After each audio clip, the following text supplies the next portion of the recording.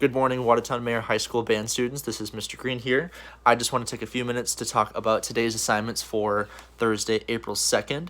One thing I want to note is I'm sure you can see that I did a little bit of a drastic thing to my hair.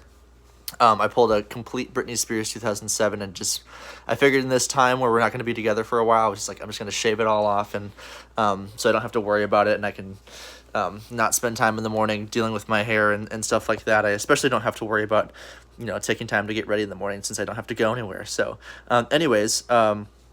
today's assignment will be basically talking about Minnesota March primarily. So this piece was one that Symphonic Band was going to do for the May concert, and just to kind of still give it the time of day and give the attention it deserves.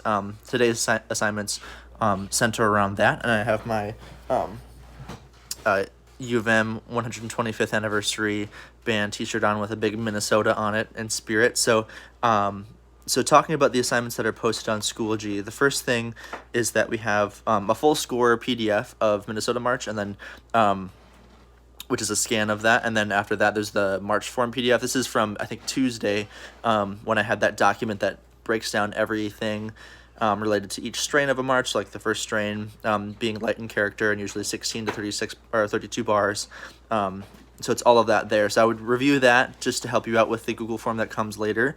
There's also a Marine Band recording, a YouTube link that's listed there. So you'll want to use that along with the full score for the Google form that is last on there. So once you click on the Google form, it's going to first ask you a couple different questions about Minnesota March. So the first question asks, using the full score and the YouTube recording, list when and where each section of our March form occurs. So for example, I have the first strain begins at letter A or 5 seconds in the recording. You can use measure numbers too, but I think it's easiest just to use the letter numbers that are listed in the score themselves. It's a lot easier. And then just find where that happens in the music as well in the recording. So 10 seconds, 15 seconds, whatever. It should be pretty self-explanatory.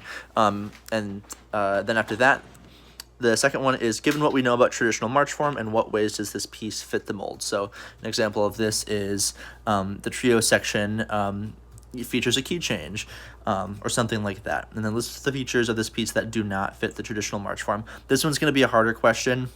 You're gonna really have to get picky and specific about how it doesn't fit, or maybe it won't, and just you can say that. So, but I would try really, really hard to find something that does not fit the traditional mold.